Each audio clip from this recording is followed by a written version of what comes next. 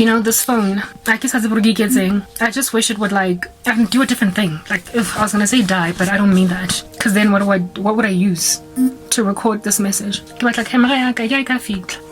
Anyway, whatever. Yeah, no. In the previous part, I was talking about how it is that when a man comes back from Khale, or a year ago, it's not improbable. In fact, it's more than likely that when he does come back speaking stuff to you, you will get feels, because you don't. Feelings just don't go away, guys. They don't. I don't know. Like, I've never stopped loving any guy that I've ever been in love with before. The only thing that happened was that it was out of sight, out of mind. But when I saw them again, it just stuff always comes back up again.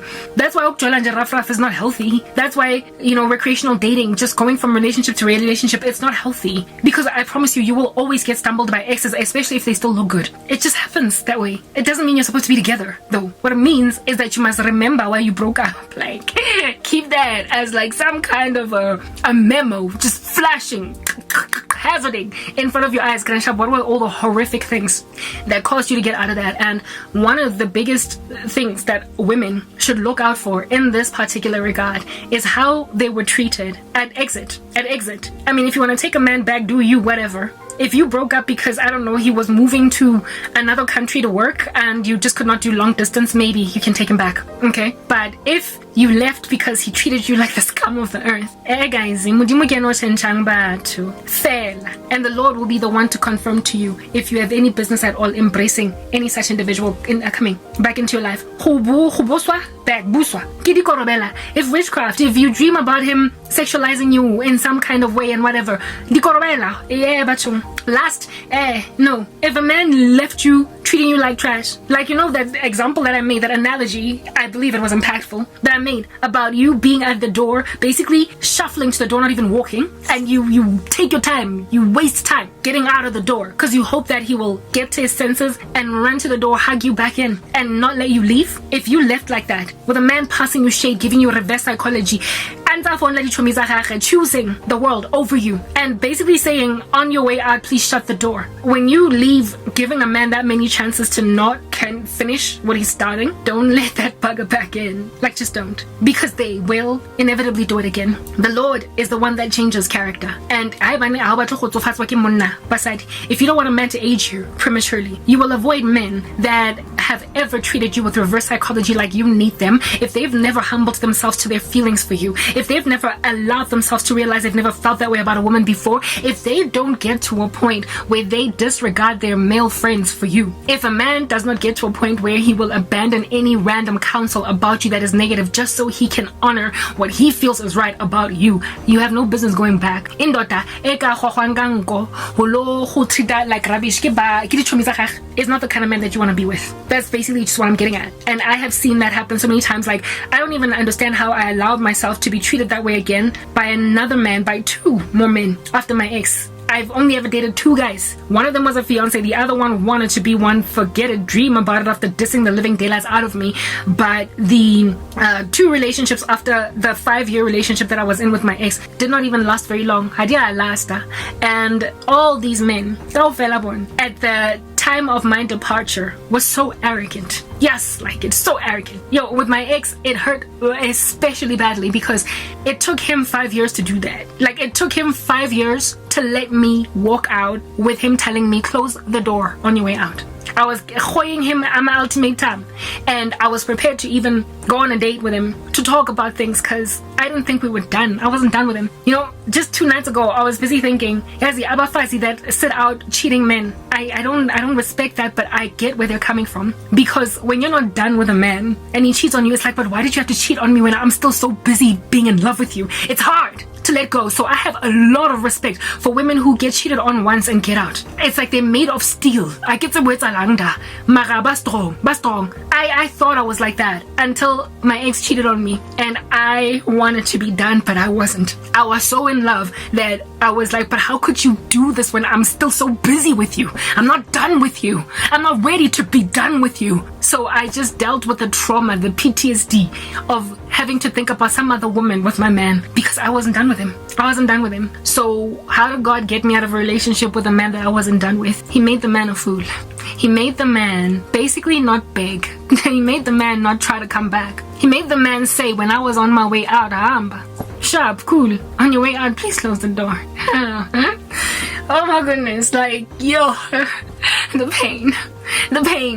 Like, I smile to deal. I try not to, associate my feelings with my facial expression, because then you won't want to listen to me. The pain, a man that every time, that antic of me walking towards the door and basically taking forever and a day to, unlock it so that he could stop me upon hearing the keys rattling. My ex did it for 5 years. He responded appropriately for 5 whole years, where every time I would basically throw ultimatums at him, threaten to leave. Sometimes I would even dump him, but hoping that he would come back and ask me to come back into his life. Not once did I ever break up with my ex in the run-up to the end of our relationship and hope he will just leave me. Every time I wanted him to come back, because for me, the breakups were like rehab. They were like rehab. Like, rehab for a person that keeps on relapsing back into drugs again. Maybe tomorrow they will just stop taking the drugs. That every single breakup we entered into, the fights that threatened him with loss of me, would build him and make him see that, look, I can't lose this. So that next time he'll come back a better man. It's like you're paddle beating a man, guys. I was, when you squeeze toothpaste out of a tub, a tube, that's what I was doing throughout the relationship. For me, that was our therapy. I dump him, then he freaks out, and then he comes back and doesn't do it again. But no, it never worked. It just made it a very toxic relationship that was on and off. Get back together after 3 weeks, and then immediately after we get back together, I'd always be in regret because he would default into his state. It's like he got used to the fact that all he needs to do is just beg a little and I'll be back. Yeah, well, that happened for 5 years. And by the time we broke up, I was so exhausted with that cycle, but I wasn't done with him. I wasn't done. God knew it. The Lord knew that I wasn't done. I wasn't saved yet, but he wanted me. God wanted me. And so the Lord made him do what it is that shattered me, that would absolutely decimate me, finish me off. He made my ex-boyfriend watch me finish the walking out process. That even when I was walking towards the door at a snail's pace, rattling the key so he can hear, and making sure that, that analogy that I made with you walking out very slowly so he would not quite let the process be finished. Yeah, I did that. That's how we broke up. The very last time we broke up, I walked out still with the same level of snail pace of getting out of the door, and he watched me finish the journey. And he was so arrogant. He was so mean. He basically acted in a way that would be the tantamount of saying, lock the door on your way out. So it's like he left me. I left him because he was acting a fool. He had also stood me up on some date that we were supposed to go to and patch up things, talk. Even his mother wanted him to pitch to that date because his mother liked me so much, but he told his mom, it's my relationship, not yours. It's my girlfriend, not yours. You don't get to tell me how to act, what to do, whether or not I go to a date. I'm dealing with this. He gave his mom an attitude. So his mom and I were like, how could he let me go? Well, he did, and it broke my heart so badly. It shattered me to so many pieces that he left me to go. And after we broke up, he made it clear that I don't care if you come back or not.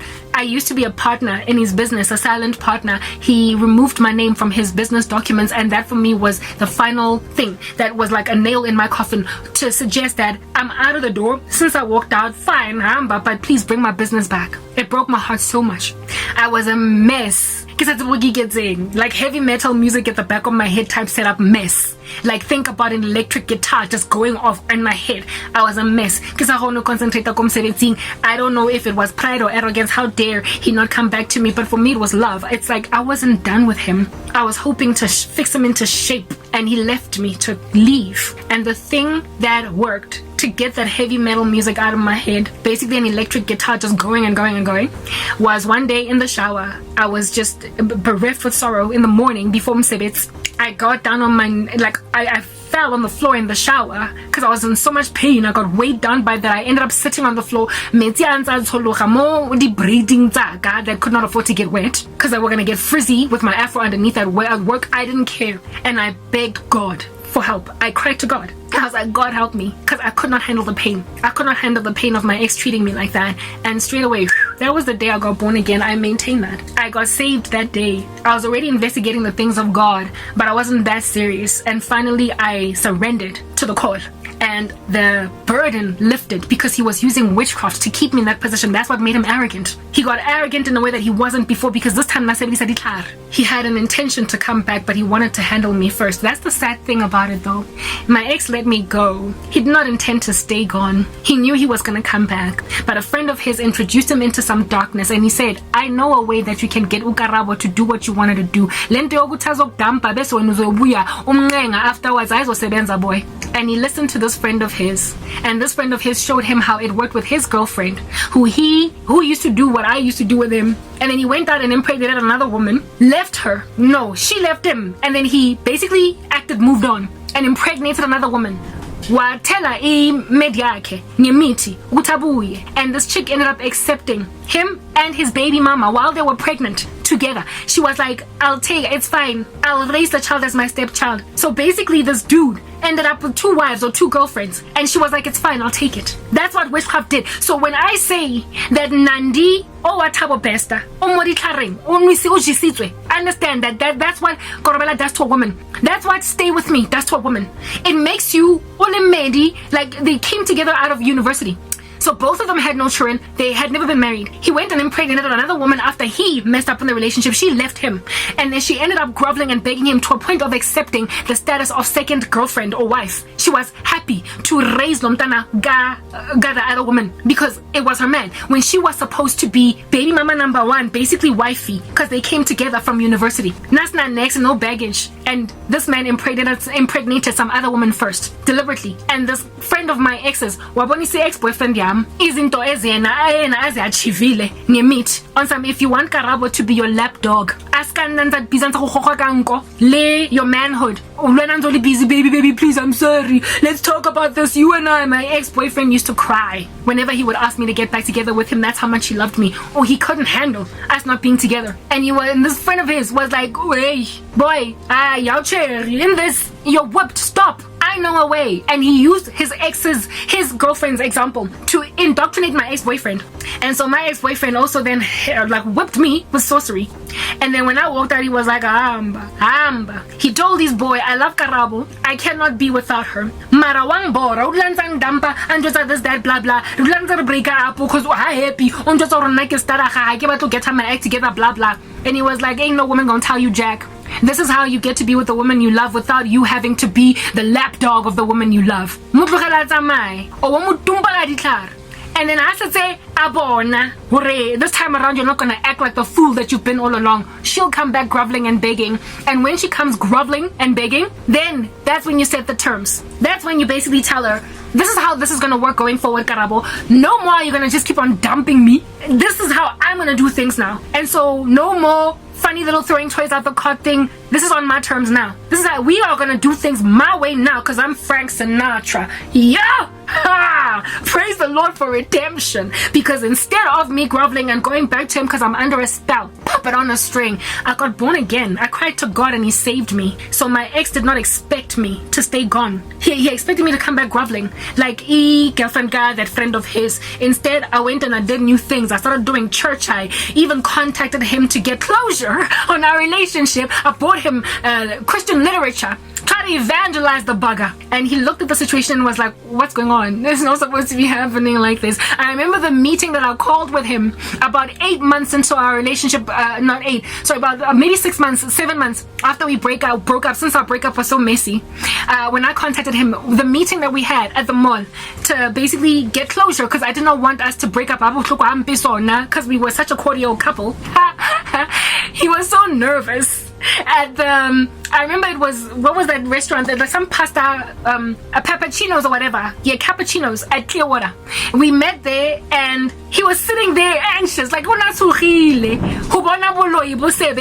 he expected me to be like, baby, I miss you, please let's get back together, like I can't live without you. And so he was nervous to watch witchcraft in action and was surprised that I rather said, dude, the way we broke up was not cool and I think we need to talk about it.